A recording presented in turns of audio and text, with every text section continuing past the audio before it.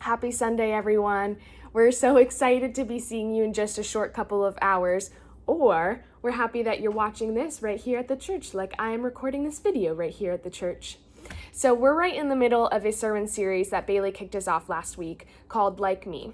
And we're talking about the one thing that all of us struggle with at some point or another, which is comparison. And one way or another, we all ask ourselves these three questions when we talk about comparison. We ask, is that person like me? Does that person like me? And do I like me? And we compare what we have to what others have.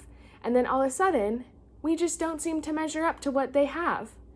Comparing our lives to something in another person's lives can make us feel all kinds of things. But today, I really want to focus on one of the most powerful feelings comparison can bring us, which is the feeling of jealousy. And see, jealousy is a very specific type of comparison. It's what we feel when we want what somebody else has. And it happens a lot more than we may think it does. Because maybe it's over something simple like the way that a friend dresses or somebody dresses at school. And we really, really want to be able to afford what they can wear or just have as good of a fashion sense as them, because sometimes we really don't. Or maybe it's something a little deeper to where your friend is really great at talking with people and making other friends, yet you always feel so awkward when interacting with new people. Or maybe it's over grades or looks or the talent in sports or band or just over a lifestyle that a friend or someone that you know has. Whatever that is, whether your jealousy is over something very small or something that runs very deep, here's what I know to be true. Jealousy changes the way that we see others, and it even changes the way that we see ourselves.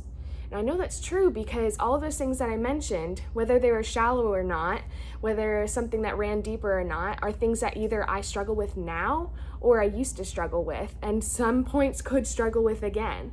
And so you see, when we see these things that other people have and we wish we had, jealousy can lead us to feel unhappy about our life. Even if we were happy with our lives before we started comparing what we had compared to other people.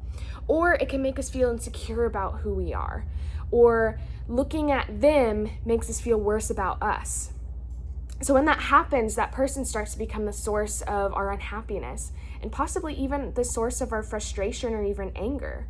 Jealousy keeps us from celebrating the good things around us, both in our lives and in others' lives. So what do? How do we keep ourselves from letting jealousy and comparison change the way we see ourselves and others? And guys, let me tell you, people have been struggling with this for literally thousands of years. I mean, that's why we can read stories in the Bible over and over again of people experiencing the same thing that we're experiencing today. And so one of those people is a man named Saul. So Saul was king of Israel right before David was the king. And so if you don't know who David is David and Goliath king, like the David and Goliath David. So now at first, Saul liked David. He was a little apprehensive about him, but after all, David went and killed the giant Goliath and won a battle and saved the nation of Israel over a battle. And so as you can imagine, David became an instant hero in the lives of the Israelite people. And King Saul even promoted David in his army because of his courage. And David made Saul's army very successful by going and winning other battles. And so the people heard of David's continued success and loved him. And so where we're picking up tonight is in 1 Samuel 18:7. So it says, as they danced, they sang, Saul has slain his thousands, and David his tens of thousands. So let me read that again. Saul has slain his thousands, and David his tens of thousands. So the people danced and quite literally celebrated David over and praised him as greater than his king. You can probably imagine how that went over. So we're going to continue on and look at Saul's reaction. So it says that Saul was very angry. His refrain displeased him. This refrain displeased him greatly. They have credited David with tens of thousands, he thought, but with me only thousands. What more can he get but the kingdom? And from then on, Saul kept a close eye on David. So do you see what happened there? just like that, jealousy changed the way that Saul saw David. That's a tongue twister there. And eventually, that jealousy changed the way that he treated David. I mean, Saul was happy with his life before he started comparing himself to David, and he even liked David. That comparison led to jealousy, and that jealousy changed everything. It changed Saul, it changed his relationship with David, and it even consumed a big part of Saul's life. Saul spent a lot of time in his reign as king trying to find ways to hurt David and even eventually try to kill him. And I know that's a dramatic story, but it's kind of what jealousy does. It destroys our relationships with other people. It kills our ability to be able to celebrate the good things happening in our lives and in others. When we compare ourselves to other people, we end up not celebrating ourselves or other people. And so Proverbs 14:30 says, "A heart at peace gives life to the body, but envy rots the bones." So envy is just another way of saying jealousy. And it has the potential to rot or break down your bones. And I don't mean quite literally. The writer was just simply painting a picture of the way that jealousy impacts our lives from the inside out. But think about what your bones do for a second. I mean, they're pretty important for your body. They're the core of what holds you up, how I'm being able to sit straight, and what shapes your body. I would just be a big blob if I didn't have my bones. And so this Proverbs is saying that jealousy hits at the core of who you are. It hits at the core of what spiritually and mentally and emotionally holds you up. It breaks down and eats at that core. And so when you compare your life to someone else's, the jealousy you feel eats at you. Even if it's just slowly at a time, it just eats at you slowly. And it can cause the way you see yourself break down, and it can even rot your ability to celebrate anything good. But what we see if we go further on in the story is David, he kept his heart at peace. And did you know that many believe that Solomon, which is David's son, actually wrote that proverb that we just read, which is, "A heart at peace gives life to the body, but envy rots the bones." So Solomon, who grew up learning from his father that experienced the worst kind of envy and jealousy from Saul, tells us that peace is what gives life to the body. David could have fallen right into that trap of jealousy and been jealous and taken that jealousy that Saul was feeling for him and turned it into something bad. But you see, jealousy breaks down, yet peace builds up. And so David kept his eye on what was promised to him, which was the good in his life. And that is what helped him stay at peace. Okay, so I think we all get it by now that jealousy hurts us. I don't think anybody came into this talk thinking that jealousy was a good thing for people. But what are we actually supposed to do about it? I mean, I could talk about this all day long, and you can't just decide not to feel something you feel, right? I mean, has anybody ever tried that?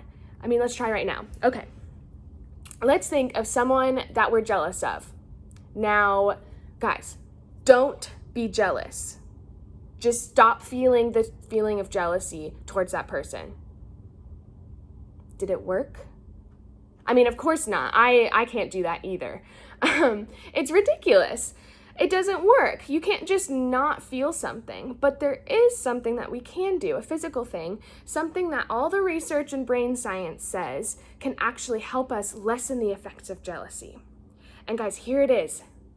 We can celebrate others. Not just celebrate ourselves. We could celebrate others. When we stop comparing, we can better celebrate others and ourselves. Because guys, the more I celebrate others, the more I like me. Because the more I celebrate others and have happy thoughts for them and root them on in whatever they're doing and stop letting those negative thoughts of jealousy get in my head, I can be happier with myself as well because I'm celebrating them rather than comparing myself to them. And so how do we do that? How do we celebrate others that we're jealous about? How can we trick our brains into feeling less jealousy and more love and compassion? So here's 2 things that we could do to put this into practice. So number 1 is start with yourself. Think about what you do have that's worth celebrating. And trust me, guys, there's always something in your life that's worth celebrating. What are you good at? What do you have to be thankful for? What's good in your life right now? And these might seem like really cheesy questions to ask or even put into practice and participate in.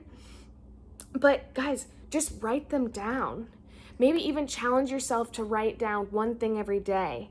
And it will help seeing it on paper and seeing it in front of you and making whatever you're thinking in your head reality. And 2, I want you to move towards the person that you're jealous of. So when you feel that tug towards jealousy, I want you to ask yourself what you can celebrate about that other person that you're jealous of. What are they good at? What are some things that make you thankful for them? And write those things down too, because writing things down brings it out of your head and, like I said, into reality. And it might be difficult at first to think of those things. It might seem pointless at first to be writing down something so silly, and sometimes we could even say stupid. But if you stick with it and stay committed into the process, you'll be amazed of how it changes how you see yourself and how it changes how you see the person that you're jealous of. Because remember what I just said before, when I celebrate others and when I am able to get away from that mindset of jealousy and comparing, and I'm just celebrating all the good things in our lives, that tricks your brain and that starts making your brain automatically think of those things. Because if we repeat that day after day after day after day, then when I see somebody that has a great outfit, I'm not gonna think, oh man, my outfit today isn't as great as theirs. I wish that I could have the money. I wish that I could have the fashion sense to be able to dress as them. I wish that I could have something in their life or have those clothes. But instead of doing that, instead of automatically thinking of those things, we could think about a celebration of something. So I could think, oh yeah, you go get it, girl. That outfit is really cool. And I know that's super cheesy, but that's something that I can find myself jealous of very quickly. So guys, what do you need to celebrate? You may not be able to talk about the name that you've been thinking of this entire time in your small groups because other people in your small group may know them. But you can begin to brainstorm ideas for how you could celebrate others in group. And on your own, you could begin the immediate work of celebrating people you are jealous of, and in turn, experience more freedom with your relationship with yourself and with others. You can celebrate and have freedom in your relationship with yourself and who you are and who you believe to be and what you see in others as well. Will you pray with me? God, jealousy is such a fickle thing. Jealousy is something that any age, whether you are 92 or 19 or 10, that you can experience. And it's not a fun thing because, like the proverb says, it eats at your core and it eats at who you are, and it makes you feel horrible about yourself, whether that's small or big. And God, I ask that you just take that from us. I ask that you help us as we're learning to celebrate others and doing that silly thing, to make that a reality, to make that a thing that we think of before we think of comparison. God, I ask that you be with these students as they come into this building for the first time. And since March, many, many months, and I ask that you be with us, that we keep us safe, that you allow us to have good community in this space, and that you allow us to have a good time, because these students deserve that. They deserve to have a good time with their friends. In your name I pray. Amen. Okay, guys, I will see you soon, or I will have already seen you. Bye.